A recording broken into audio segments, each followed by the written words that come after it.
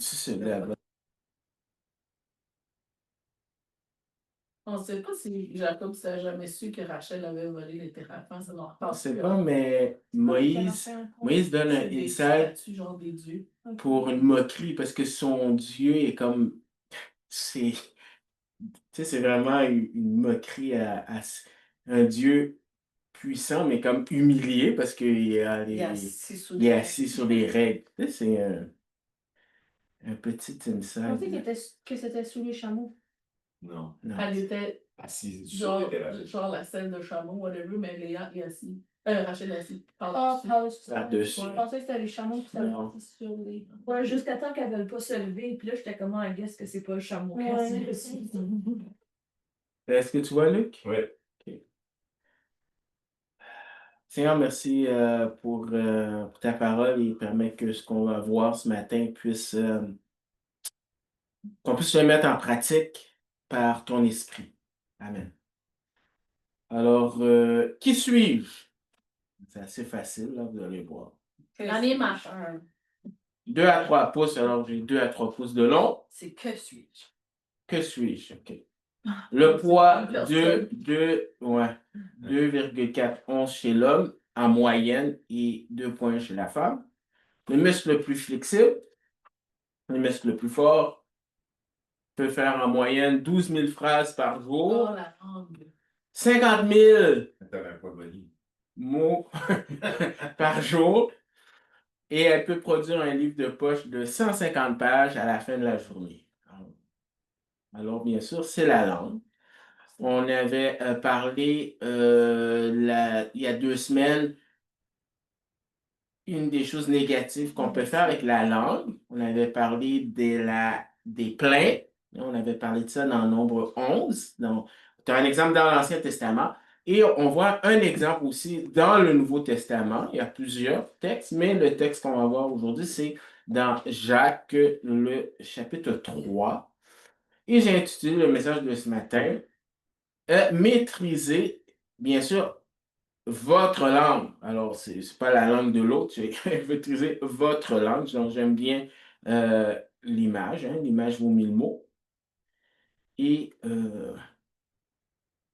la langue, c'est quelque chose qui est quand même dans la culture juive, quelque chose qui est perçu comme négatif dans le sens qu'on sait le potentiel que la langue peut faire. Alors, en hébreu, carrément, ce que vous voyez ici, c'est Lachon Hara. Evil tongue is as terrible as the murder of 3 persons. Humiliation is worse than death.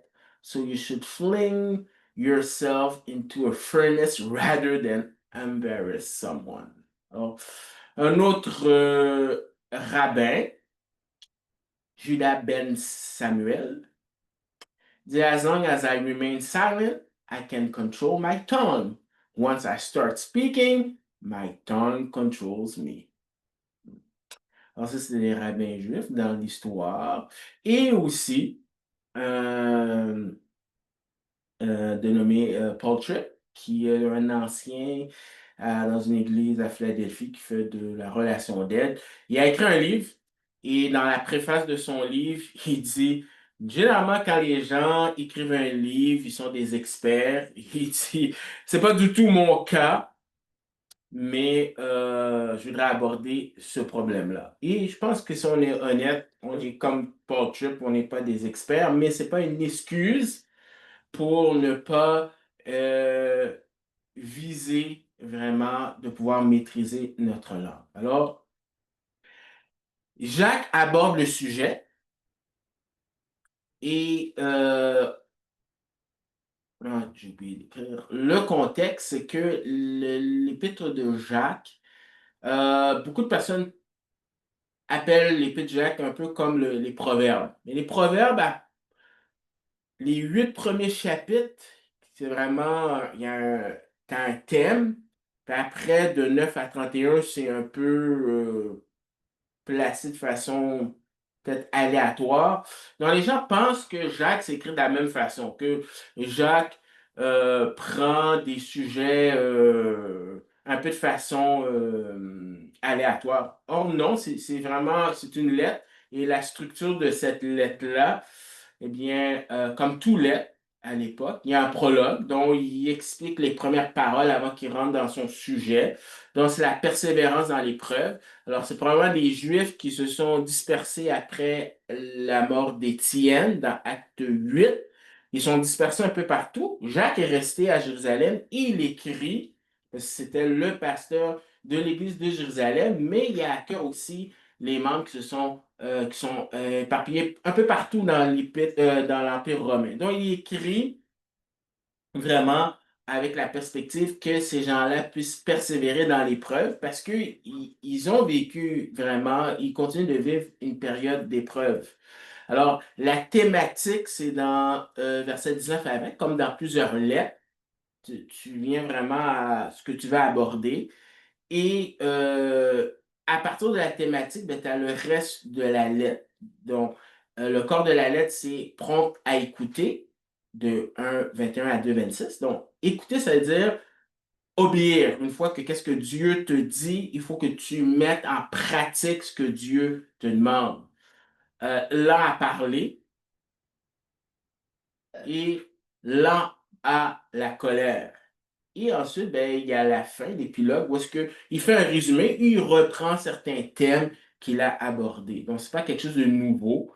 Alors, la patience dans les épreuves, la prière de restauration et comment ramener un pécheur. Alors, on est dans la première partie, donc soyez prudents, plutôt dans la deuxième, avec l'usage de votre langue. Alors, c'est ce que Jacques commence en disant, soyez prudents. Alors, et ça me concerne, si vous êtes enseignant, alors Jacques commence, il dit, mes frères, qu'il n'y ait pas parmi vous un grand nombre de personnes qui se mettent à enseigner, car vous savez que nous serons jugés plus sévèrement. Alors, Jacques dit mes frères. Alors, tu trouves ça 19 fois dans la lettre. C'est vraiment important de savoir ça parce que Jacques, les gens sont mélangés. Ils pensent que des fois, Jacques, surtout le chapitre 2, ils pensent que la foi sans les œuvres, elle est morte. Mais ils commencent à dire que, bon, il y a des gens qui ne sont pas vraiment sauvés, tout ça. Non.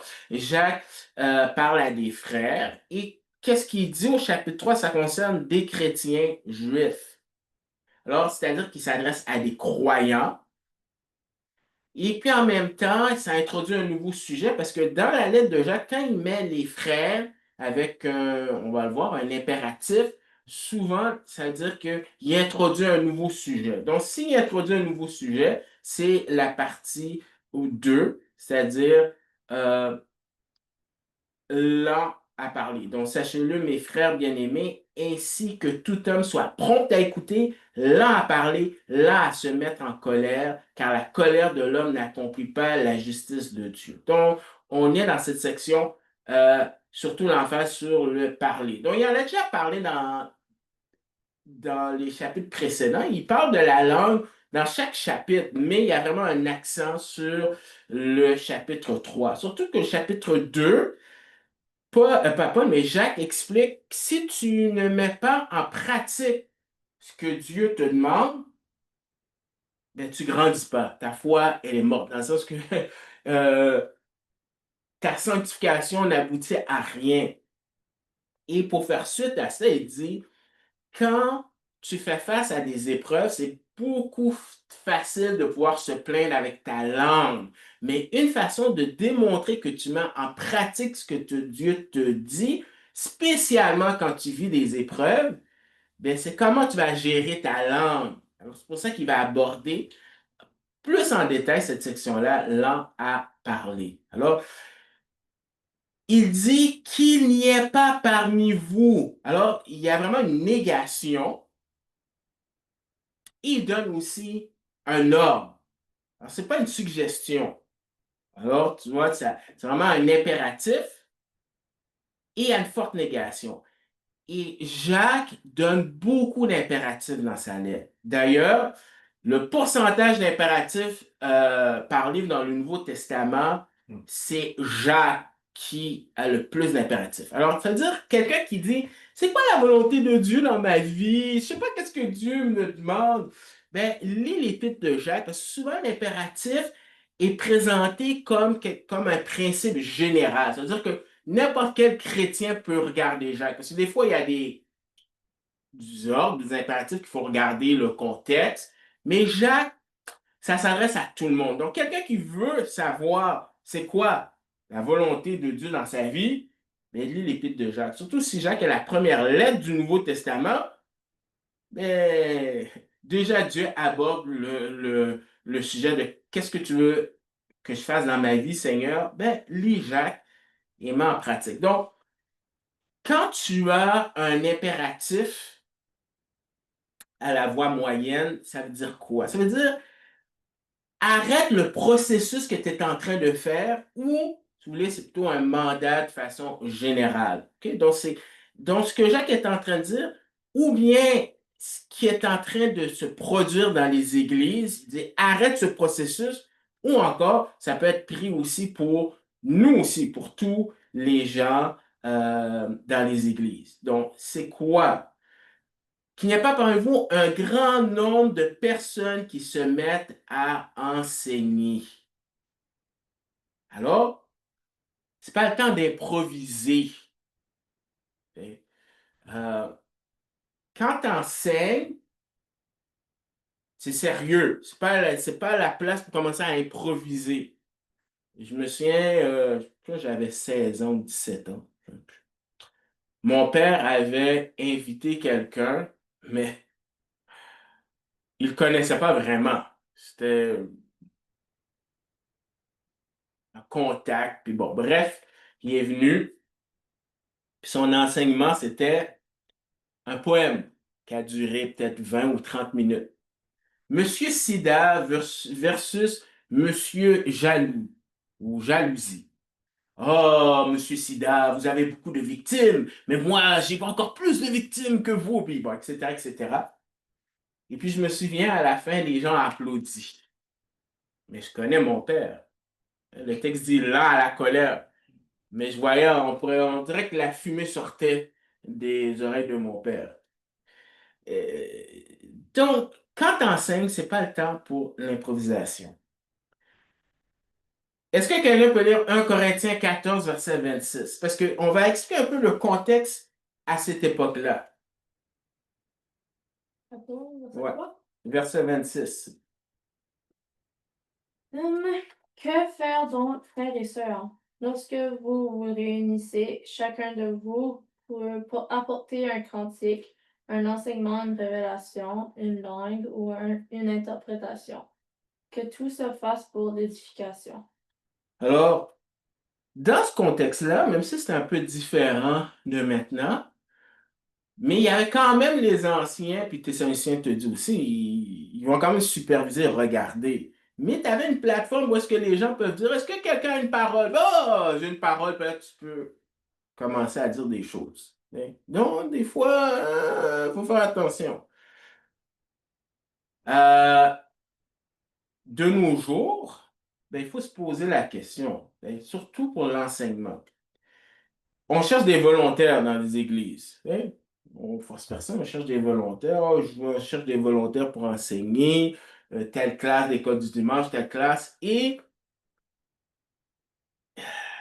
est-ce qu'on fait fausse route si on fait juste de dire aux gens, on cherche des volontaires hein, pour enseigner la parole, qu'importe le niveau, là. Mais c'est quand même un exercice que je ne sais pas si dans les églises on réfléchit, on cherche plus des volontaires que des gens qui sont vraiment, qui prennent ça au sérieux, parce que c'est quand même quelque chose d'extrêmement sérieux. Ben,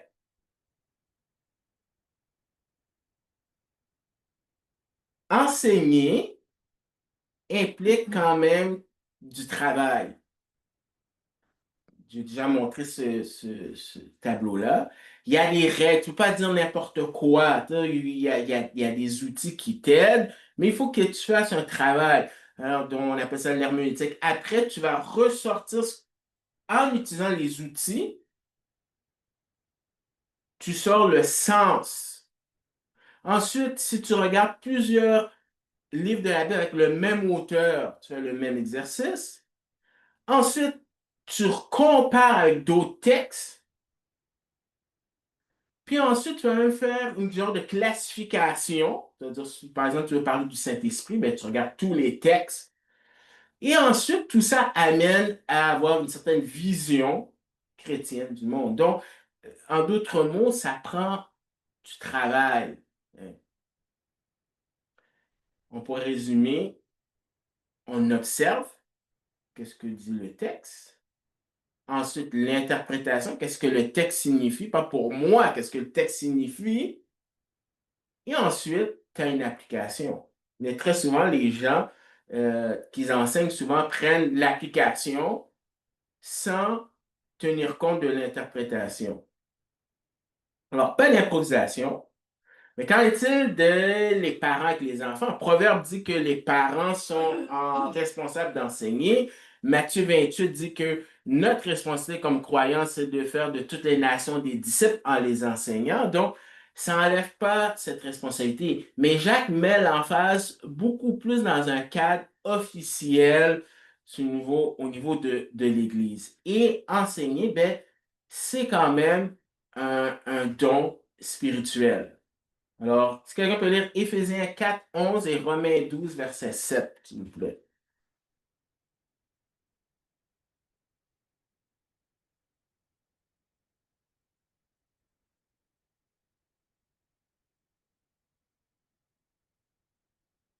Bon, on va en parler. Ah, 11. Ouais. D'accord, je sais pas.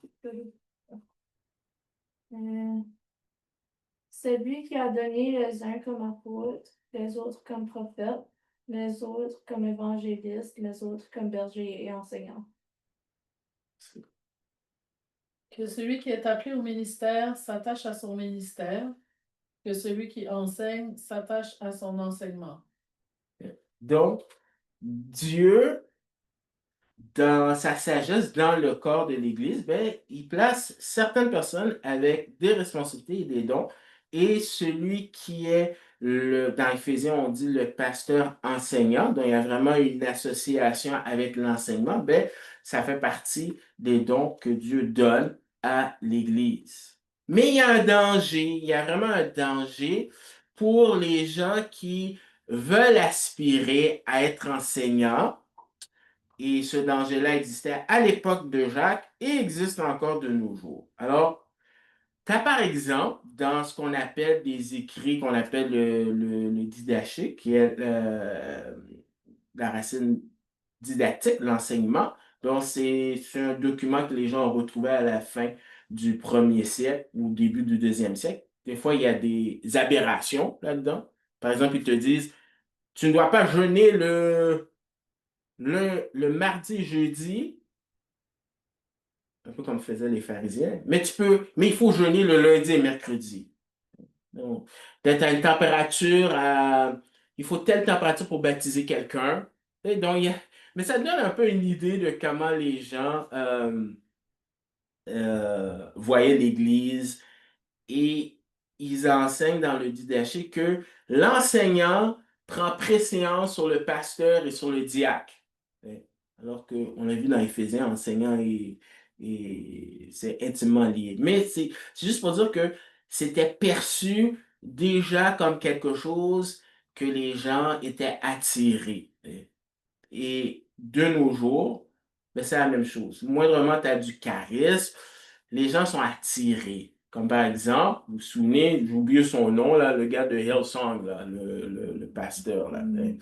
Et, donc, les gens aiment, gravitent, et puis on tombe malheureusement dans le même piège. On est attiré par celui qui est en avant, tu sais, le spot, qui a le spotlight.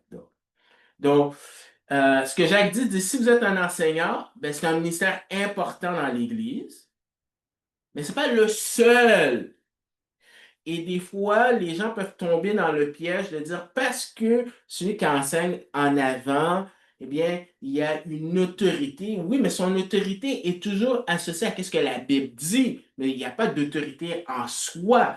Et le danger, c'est que on peut placer l'enseignant dans le corps de l'Église à une place qui est en supériorité par qu'est-ce qu'il est, tu sais. Alors, j'ai déjà montré ce modèle-là, mais tu as, je pense que c'est le modèle presbytérien, ou en tout cas, c'est pris du catholicisme, là, donc tu as quelqu'un en charge, qui ensuite il y a deux autres, puis après, chacun dans son église, mais tu vois, il y a comme une sorte de hiérarchie. Il y a l'autre modèle que c'est les membres qui décident. Et puis, bon, c'est les pasteurs ici, donc c'est l'Assemblée qui décide des choses. Tu as, j'aime bien le troisième, là, il y a pas de leader, c'est chacun est un leader. Tu sais. Non. Tu as le pasteur, le conseil et les membres. Soit dit en passant, là, si dans ce modèle-là, tout le monde est des gens qui sont matures, ça fonctionne. Il y a bien sûr le board, tu sais, Ouais. le pasteur, puis l'assemblée. Puis ça, c'est le modèle que nous, on préconise ici. Donc, qu'importe la responsabilité que tu as, on est tous soumis à la parole de Dieu. Donc, l'enseignant, bien, quelqu'un qui n'a pas le rôle de pasteur ou d'enseignant, eh bien, peut dire, écoute, tu sais, ce que tu dis est contraire à ce que la Bible dit. Tu sais. Donc, on est tous soumis à la parole de Dieu. Et l'autorité de l'enseignant, c'est quand il enseigne. Mais il ne va pas dire, comme j'ai déjà entendu une de mes amies qui me disait que le pasteur avait, comme, entre guillemets, l'autorité de dire, OK, ben non, tu ne dois pas avoir tel job ou tu dois euh, euh, Mener la vie de l'autre. mener la vie de l'autre. Tu sais. Non. C'est pas, on est tous devant Dieu, on a une relation, là, donc. Alors, donc aussi, c'est important de savoir que Jacques, c'est à une saveur juive. Il n'y avait pas encore des païens, des non-juifs. Alors, il y a vraiment la culture juive aussi qui n'aide pas, qui est beaucoup influencée par le prestige d'être un enseignant. Parce que dans une synagogue, il y avait les rabbins et ce qu'on nous dit, c'est partout où il allait, il était traité avec le plus grand respect. Le devoir d'un homme envers son rabbin surpasse son devoir envers ses parents. Car si ses parents ne lui ont donné la vie que sur terre, son maître l'a fait entrer dans la vie éternelle. Et si les parents et le professeur d'un homme étaient capturés par l'ennemi, le rabbin devait être racheté en premier. Donc, euh, c'est très facile de vouloir convoiter ce poste-là. Alors, et aussi, il faut être prudent parce que l'enseignant occupe une plateforme très importante. Alors, si quelqu'un peut lire Proverbe 15, 1 à 4 et quelqu'un d'autre, Matthieu 12, verset 36.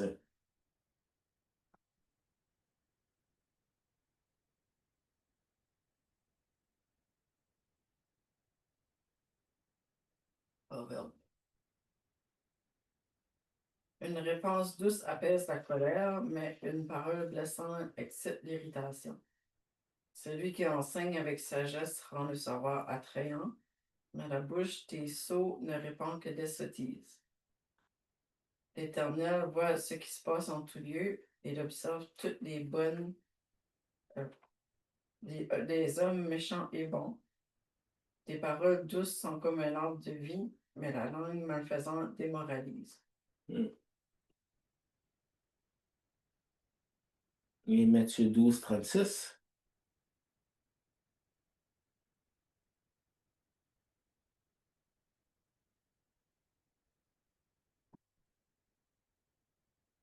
Je vous le dis, au jour du jugement, les hommes rendront compte de toute parole vaine qu'ils auront proférée.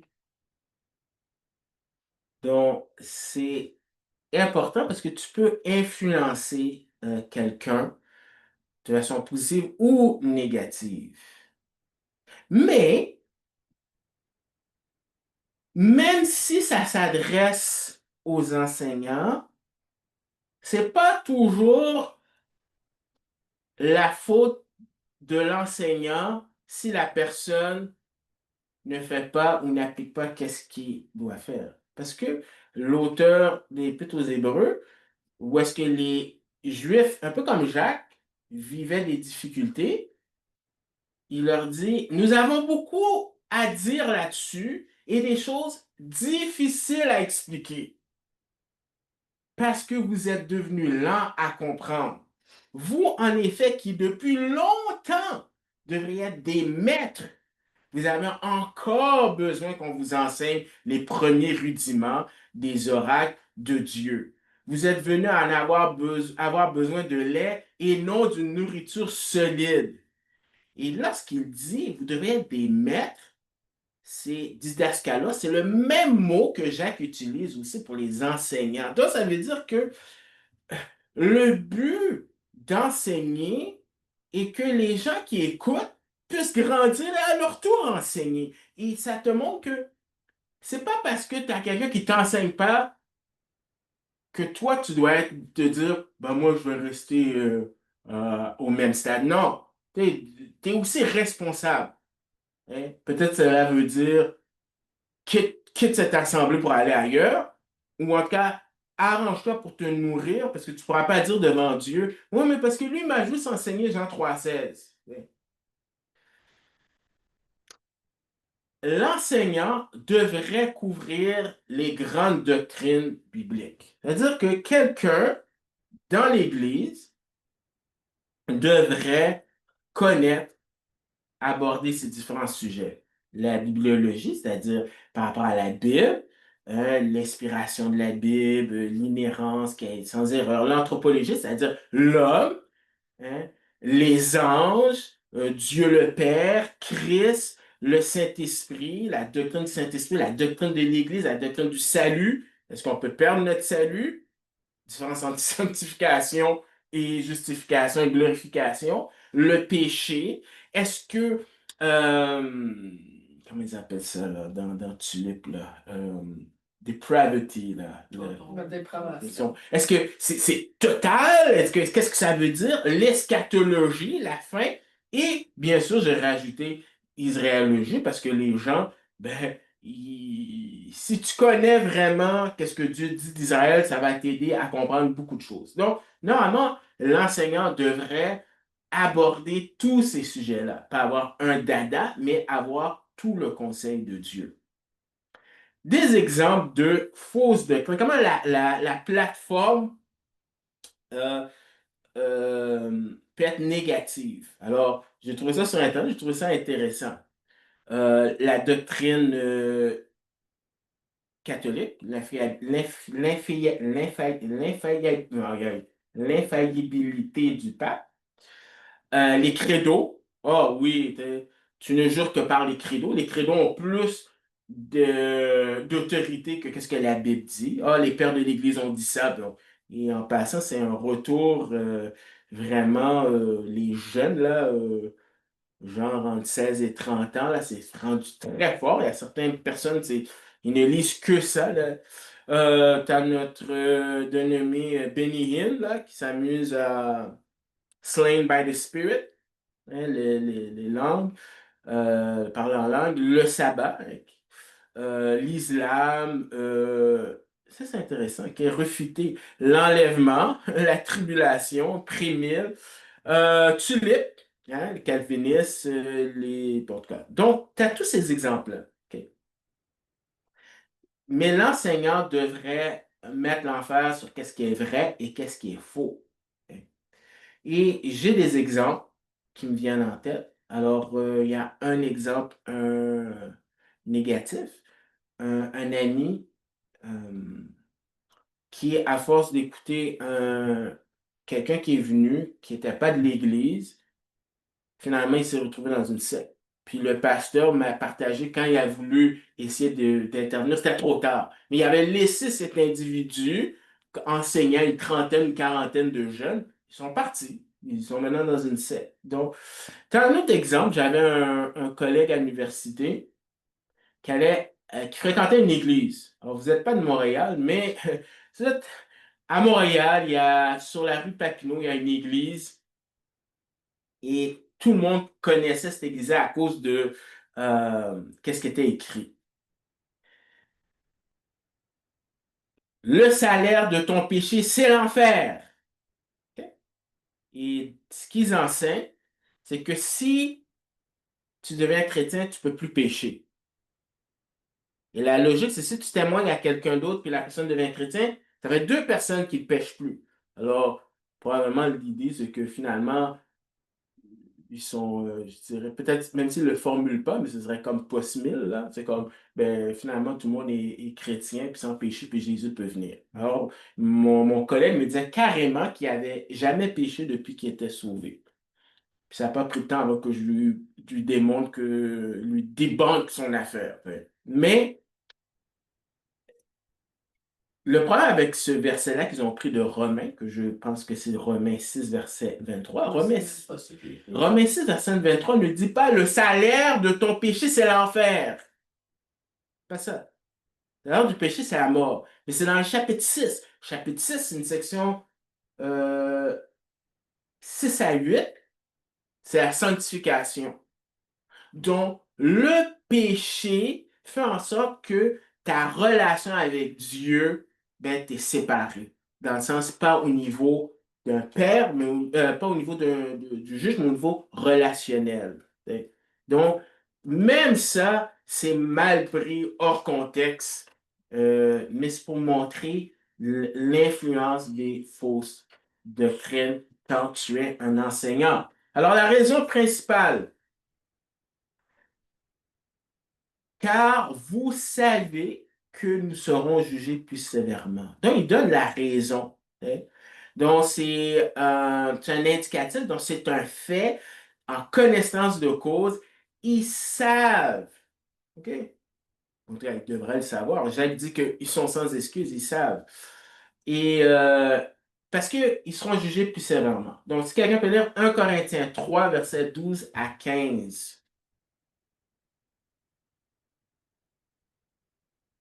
Alors, on parle bien sûr pas, on parle de, Jacques dit, c'est des frères, donc c'est pas, on parle pas ici du jugement des non-croyants dans Apocalypse chapitre 20.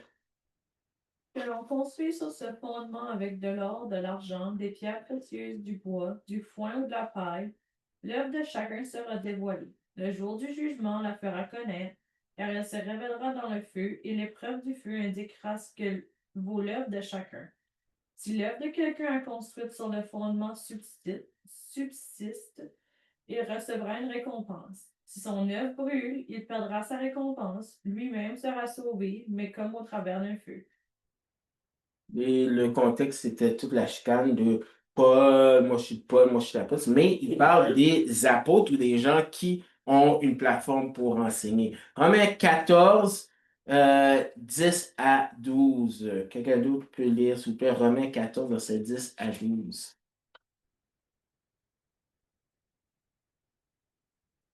Mais toi, pourquoi juges-tu ton frère? Ou toi, pourquoi méprises-tu ton frère? Puisque nous comparaîtrons tous devant le tribunal de Dieu. Car il est écrit, je suis vivant, dit le Seigneur. Tout genou fléchira devant moi, et toute langue donnera gloire à Dieu. Ainsi, chacun de nous rendra compte à Dieu pour lui-même. Donc, c'est pas juste les enseignants, mais les enseignants seront jugés. Et Jacques s'inclut dedans. J'ai dit Jacob parce que dans l'original, c'est Jacob et c'est un juif. Hein. Donc, oui, même Jacques s'inclut que vous savez, nous serons jugés plus sévèrement. Alors, c'est comme l'Écossais John Knox il tremblait quand l'idée de pouvoir enseigner la parole parce qu'il savait l'impact, donc il y avait une crainte. Et ce texte-là, vraiment, pour moi, ça m'aide à me dire, je vais enseigner des choses que des chrétiens, des amis ne sont pas d'accord, que mes profs seraient, certains de mes profs ne seraient pas d'accord, mais quelque part, quand je vais comparer devant Dieu, je ne pourrais pas dire, oh, mais j'ai pas enseigné ça parce que j'avais peur de qu'est-ce que l'autre penserait de moi. Puis, donc, c'est un texte qui me motive pour dire, il faut que je dise les choses, même si la majorité des gens ne le croient pas, même si les gens méprisent, même si, mais devant Dieu, je n'aurai pas d'excuses. OK? Et pour reprendre l'expression du théologien Ben Parker. Tu sais ce qui est Ben Parker, Abby? Non. C'est pas Ben Parker? C'est pas le Spider-Man, ça? Oui, c'est le gars de Spider-Man. C'est l'oncle de Peter Parker qui a dit With great power comes great responsibility. Et c'est vrai pour l'enseignant. Donc, il sera jugé plus sévèrement. Mais qu'est-ce qu'il dit? Rappelle les paroles de Christ, parce que Jésus était le demi-frère de Jacques. Donc, probablement, Jacques s'est rappelé de ces paroles que Jésus a dit dans Matthieu 23, verset 14 et dans Luc 12, verset 48. Donc, si quelqu'un peut lire Matthieu 23, 14 et Luc 12, 48. Et Matthieu 23. Parfait. Mais je crois. Matthieu 23, 12. 14. Ah. Luc 12, 48. Oui. 12 qu'on avait dit. Oui.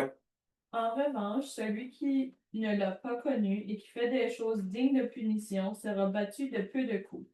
On demandera beaucoup à qui l'on a beaucoup donné et l'on exigera davantage à celui à qui l'on a beaucoup confié.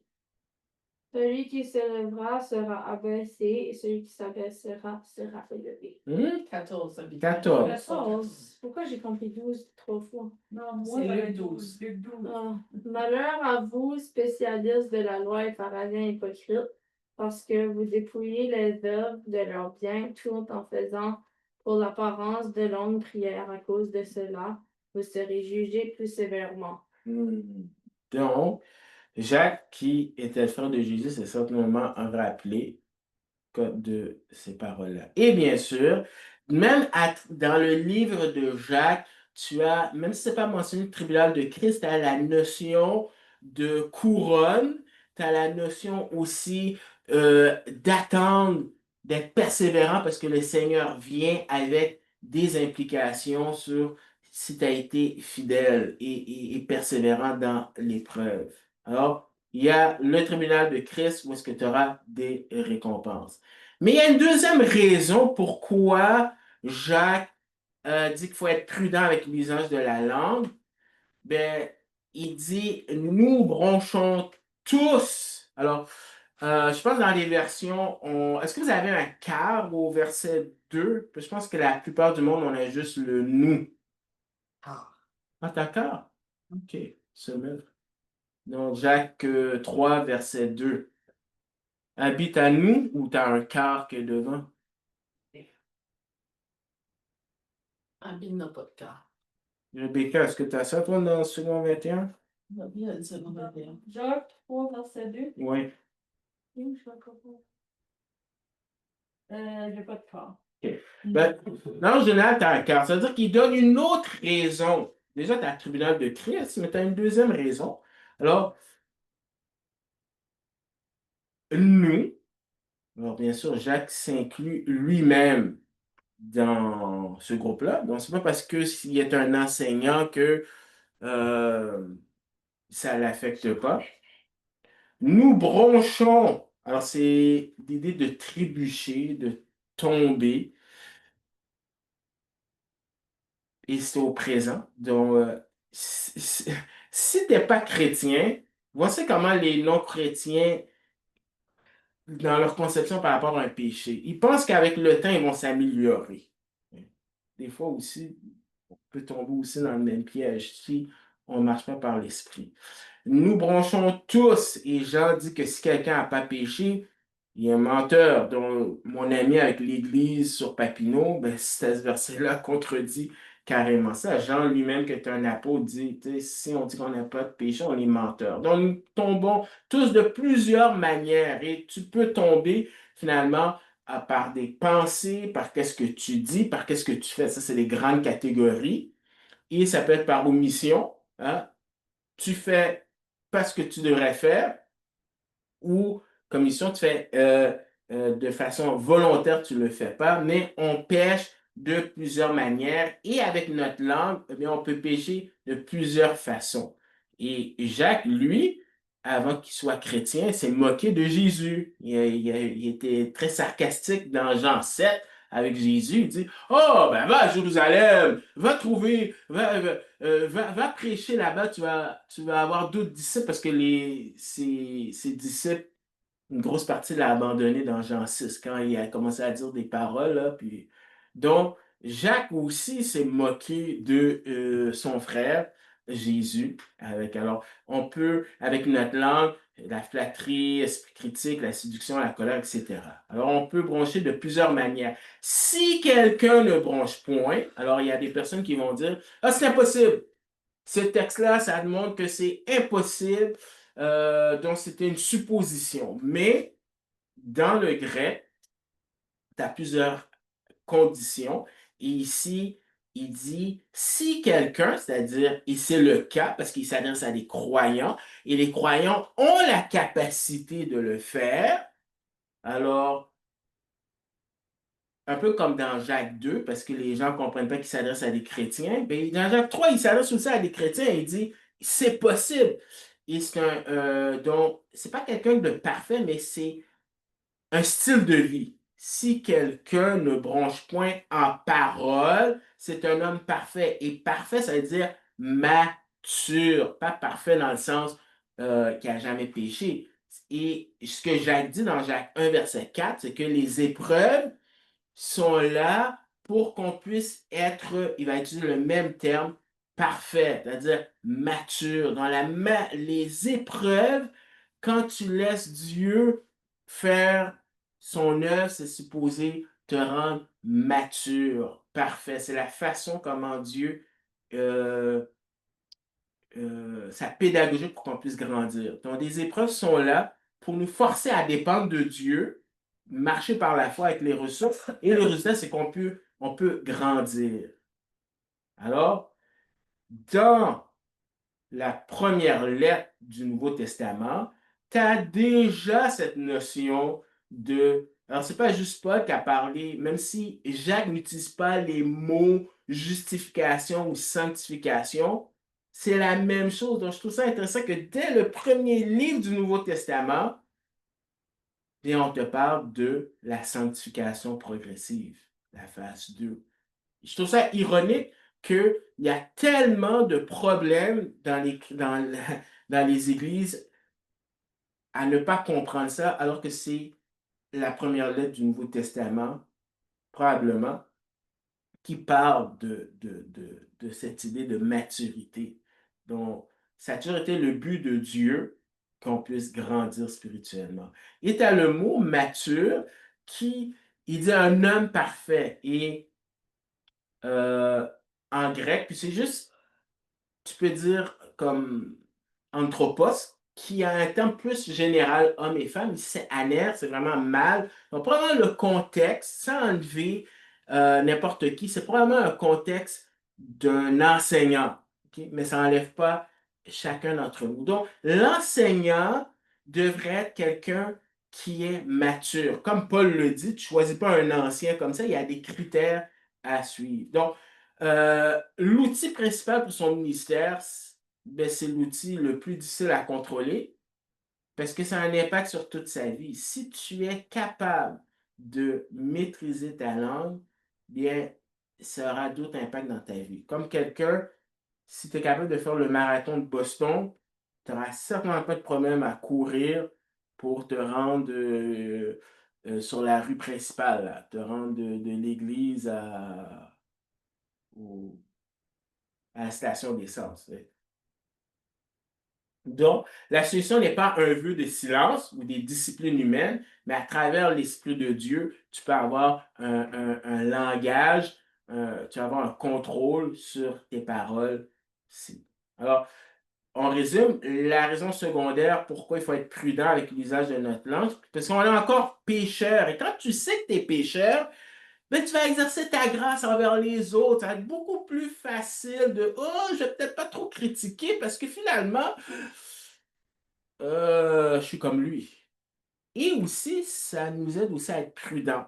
C'est-à-dire que oh, ben, moi, je suis hors date. Parce que tu sais que tu as la capacité aussi de pécher.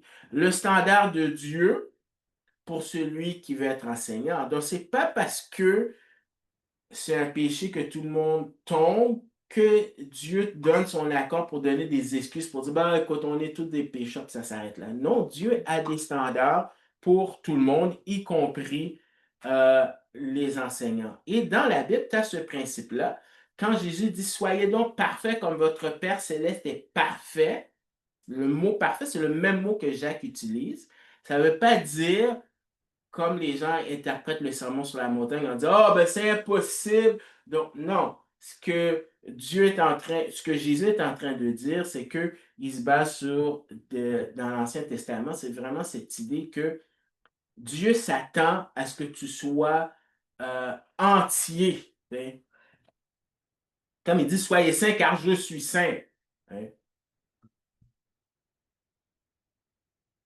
Abby, est-ce que tu peux lire ça, s'il te plaît? Ce qui est écrit ici, F.F. Bruce. We don't know the precise Aramaic words that Jesus used on this occasion, but probably you must be perfect, that is, all embracing without any restriction, in your acts of mercy and kindness, for that is what God is like. Donc, on ne parle pas ici de perfection comme Dieu, mais vraiment avoir ces mêmes refléter dans le sens des standards que Dieu te demande, que tu puisses les avoir aussi en maturité. Et bien sûr, tu dois être en contrôle de ton discours parce que la parole sert de barème sur ta maturité spirituelle. Dans 2 Corinthiens 12-20, Paul dit que les gens de cette église-là, ben, ils étaient immatures. Puis comment tu sais qu'ils étaient immatures? C'est parce qu'ils avaient des querelles, des critiques à travers leur langue. Donc, l'Église, Paul perçoit ces gens-là comme immatures à cause de qu'est-ce qu'ils disent. Et donc, ils agissent vraiment avec la chair. Alors, au lieu de marcher par l'esprit, bien, ils marchent selon la chair. Et ils devraient marcher par l'esprit, parce qu'un des fruits de l'esprit, c'est la maîtrise de soi. Alors, ensuite, du verset 3 à 5, c'est le pouvoir inattendu de la langue. Tu ne t'attends pas à ça. Les gens qui sont en train de dire quelque chose qui, comme la chanson du petit castor, le plus petit, mais le plus fort. Et c'est la même chose avec la langue. La langue, ce que Jacques est en train de dire, c'est vraiment puissant. Et on a différentes traductions. Tu as second qui dit si nous mettons, tu as parole de vie qui dit quand nous mettons, tu as français courant qui dit nous mettons, tu as Darby qui dit voici, et tu as Martin qui dit voilà. Okay? Ce que je vais dire, ça ne changera pas le sens principal, mais c'est important que je l'aborde parce que ça donne que c'est ça. Des fois, tu vas avoir des personnes qui vont vous dire la Bible, elle est remplie d'erreurs parce il y a des traductions qui ne s'accordent pas.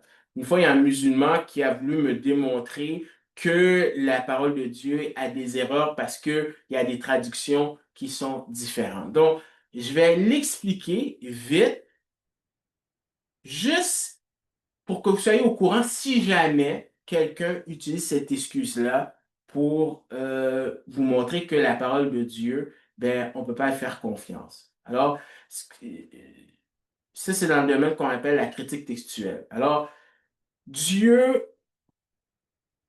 a parlé à travers des hommes, ils ont écrit, puis les copies originaux, il n'y a pas d'erreur. C'est ce qui est important, il n'y a pas d'erreur. Tu as des textes qui te disent toute parole est inspirée de Dieu, il n'y a pas d'erreur. Dans sa sagesse, Dieu n'a pas permis qu'on ait ces copies-là. Parce que probablement, il y aurait de l'idolâtrie, il y aurait du vol, il y aurait des falsifications endommagées, etc. Donc, dans sa sagesse, Dieu a permis qu'on ne trouve pas ces documents-là. Mais il y a des milliers de copies, mais quand tu colles toutes ces copies-là ailleurs, tu as 1% d'erreur. Ok? C'est mineur et ça ne touche pas les doctrines essentielles. L'exemple qu'on a, c'est que parmi les documents qu'on retrouve, tu as par exemple Jules César, ok? On a la période qui a été écrite, eh bien, les manuscrits les plus récents, donc c'est 900 ans après, donc tu as à 1000 ans d'écart et tu as seulement 10 manuscrits. Tu as Platon, tu as différents personnages que personne ne conteste, mais la Bible, elle, on conteste, et pourtant la Bible, euh, en, la période que ça a été écrit, le Nouveau Testament, entre 40 et 100 ans après Jésus, dont les manuscrits les plus récents, c'est 125, dans un écart de 25 à 50 ans, dont les gens étaient encore vivants à l'époque, et tu as plus de 24 000 manuscrits. Donc, partout, tu as des documents de la Bible. Sauf que parmi ces documents-là, quand tu les colles, il y en a qui sont légèrement différents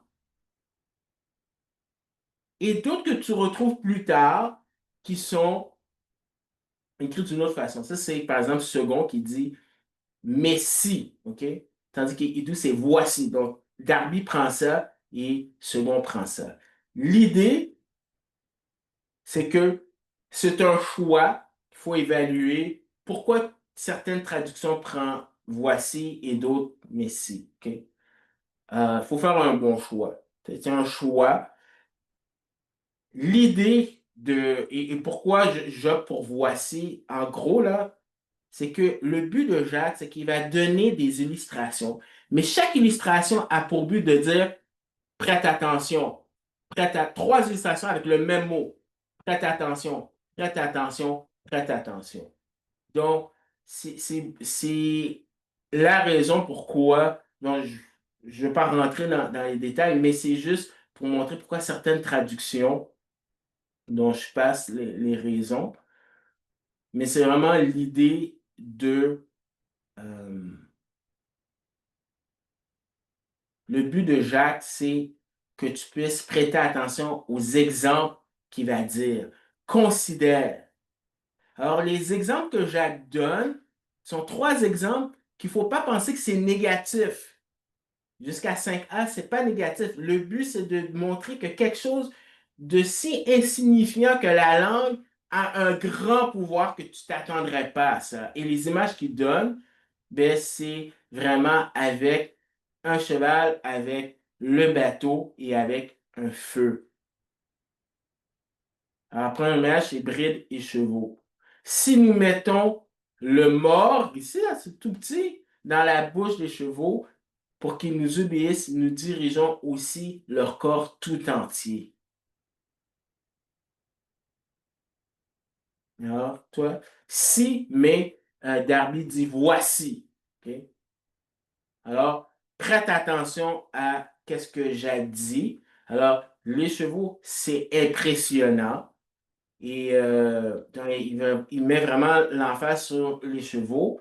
Si tu lis Job, tu vois comment Job te décrit le cheval. C'est vraiment impressionnant la description que Job nous présente du cheval. Et même c'est Dieu qui parle, je pense, dans ce discours-là. Donc, Dieu te dit comment il décrit cet animal qu'il a créé. Et pourtant, il peut être dompté. Comme l'exemple d'Alexandre avec son cheval. L'exemple d'Alexandre avec son cheval, c'est que ce qu'on raconte, c'est que personne n'était capable de dompter ce cheval. Puis il a demandé à son père, est-ce que je peux essayer? Puis il dit, si tu le domptes, c'est à toi. Et Alexandre a vu qu'il avait peur de son ombre, le cheval. Donc, Alexandre s'est arrangé pour que le cheval puisse voir son ombre et puis il a pu le contrôler. Alors, mais Jacques dit pour qu'ils nous obéissent, et c'est pas les morts qui contrôlent les chevaux, mais c'est le conducteur. Et ça te montre que la langue en soi n'est pas le problème, c'est les motivations du cœur qui contrôlent la langue. Donc, le vrai problème, c'est une question de cœur. Et Jacques, dans sa lettre, va toujours parler des les motivations de l'individu qui font en sorte que tu te comportes de telle ou telle façon. Et c'est ce que Jésus a dit. Si le problème, c'est qu'est-ce qui sort du cœur de l'homme. Et encore une fois, ça peut avoir un contrôle, ça exerce un contrôle, si tu prends l'analogie de toute notre vie. Alors, ça, c'est la première. La deuxième, c'est un petit gouvernail. Voici même les navires qui sont si grands que poussent des vents impétueux sont dirigés par un très petit gouvernail au gré du pilote. Euh, alors, la même chose, il y a une emphase, il dit la deuxième illustration, dont il parle encore de comment des choses de la vie courante peut avoir un aspect, peut avoir un impact sur le reste de notre vie. Les Israélites n'étaient pas des gens qui étaient des marins, mais ils étaient quand même en contact et tu as des exemples.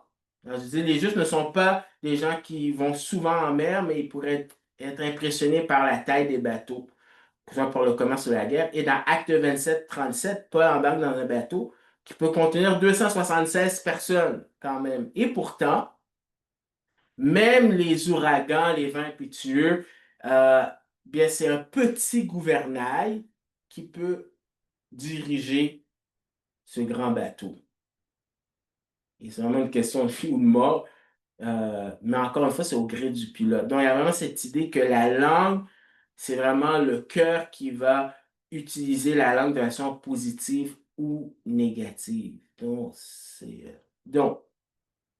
la troisième, c'est un petit feu versus une forêt. Alors, on a plein d'exemples dans notre tête d'histoire, comment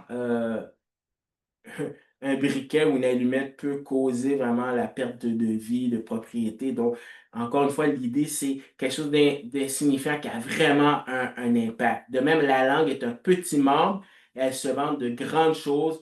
Voici comment un petit feu peut embraser une grande forêt. Et vraiment, se vanter, pas nécessairement quelque chose de négatif, mais que c'est un fait. Elle a vraiment un pouvoir. Hein. Alors, Jacques vient avec sa conclusion de ces illustrations. Il dit, ces deux illustrations, c'est pour vous montrer, ces trois, c'est que la langue, vraiment, elle est petite, mais pourtant, elle a un impact incroyable. Alors, ça semble insignifiant, mais elle a un vrai pouvoir. Hein? Une parole d'une déclaration d'amour, un reproche sanglant, ça fait un impact dans la vie d'un individu. Et il termine avec troisième illustration. Voici comment un petit feu peut embraser une grande forêt. Alors, évidemment, il y a un jeu de mots avec petit feu et grande forêt. Alors, tu as des exemples dans la Bible. Tu as le discours des amis de Roboam. Roboam, ses amis lui ont dit, oh non, il voulait avoir des conseils. Il a demandé aux personnes âgées. Ils lui ont dit, n'impose pas des taxes. Il demande à ses amis. Il s'est dit, oui, sois plus méchant. Le résultat, le royaume a été divisé. Donc, il a écouté, puis il y a eu un impact. Pierre, lorsqu'il a parlé à la Pentecôte, les gens ont dit qu'ils avaient le cœur vivement touché, 3000 âmes. Jésus, ben, il y avait une division dans la foule. Quand il parlait, il y a des gens qui étaient pour, des gens qui étaient contre. Mais encore une fois, le langage, la langue a un impact. Donc, conclusion pour nous, c'est que sachez que la langue est petite, mais elle est importante. Si elle est maîtrisée, elle peut fournir des conseils et une aide. On a un outil extrêmement important, mais on ne réalise pas. Je pense qu'on ne réalise pas comment c'est stratégique et comment on peut vraiment édifier, aider les gens si elle est bien utilisée. Malheureusement, combien d'églises sont divisées à cause de la langue? Mais elle peut être l'outil par excellence du diable. Le diable, le mot veut dire calomniateur, celui qui parle derrière. Donc, quand on utilise notre langue mal, ben, on fait la job du diable. Donc, il est extrêmement content. Donc, il faut qu'on prend conscience de ces choses-là. Prenez garde sur la façon que vous l'utilisez, la langue. Pas nécessairement parce qu'il faut se remettre dans le contexte de maintenant, sur les réseaux sociaux. Tout ce que tu tapes sur Facebook, Instagram, TikTok, X, une fois que tu cliques, c'est parti là, tu peux le récupérer. Donc, raison de plus pour que qu'est-ce que tu écris, si tu écris quelque chose, pense-y 2 fois. Il faut vraiment que tu ne sois pas fait sur un coup de tête, mais que tu puisses vraiment réfléchir. Euh, Tu peux édifier ou tu peux démolir quelqu'un. Lors d'une réunion de prière, hein, c'est tellement facile de prendre tel sujet, mais finalement, ben, au lieu que ce soit pour prier, ben, c'est de la médisance ou autre chose. Et je termine avec un cas réel de l'impact de la langue. C'est un professeur aux États-Unis, primaire, c'est un homme. Les enfants faisaient du bruit, puis bon, il essayait de. Il y avait une personne en particulier qui était la personne qui euh, causait le problème. Puis il lui a dit, je vais parler au directeur. Et la fille, elle a décidé de dire à ses amis, elle les a comme Euh, elle dit, je vais vous donner de l'argent si vous, si vous corroborez avec qu'est-ce que je vais dire. Que le professeur, eh bien, il a voulu me toucher, faire de l'abus sexuel. Alors, qu'est-ce qui est arrivé? C'est qu'il a perdu sa job, mais c'est allé en cours et ils ont démontré que la personne, que l'enfant avait menti, qu'il avait payé les autres. Mais même après ça, il y a des parents qui se sont plaints que cette histoire-là, le professeur est revenu et même si c'était prouvé, cette personne-là a quitté le métier d'enseignant parce qu'il dit, même si j'étais acquitté, les gens, cette tâche-là est restée. Et cette fille-là, elle a ruiné sa vie. Elle a ruiné. Donc, euh, c'est tellement vrai qu'il faut faire attention. Comment notre langue, eh bien, on peut l'utiliser pour la gloire de Dieu ou être un instrument pour le diable. Et que Jacques nous dit non, il ne faut pas que ce soit ainsi, frère. Donc, je prie, puis après, ben, dernier chant à lui. Seigneur, merci pour ta parole. Permets que notre langue soit assaisonnée de sel comme dit Paul, et que nos paroles puissent vraiment édifier, encourager, construire pour ta gloire. C'est possible si on marche par l'Esprit et ce que tu veux nous aider. Quand les épreuves arrivent, notre premier réflexe, c'est d'utiliser notre langue pour euh, euh, critiquer, mais aide-nous par ta grâce que à travers ces épreuves-là, que nos épreuves, eh bien, que notre langue soit pas une occasion de découragement pour les autres, mais que ce soit d'édification pour tout le monde qui nous entoure, pour ta gloire. On te demande ton assistance dans le nom de ton Fils Jésus. Amen.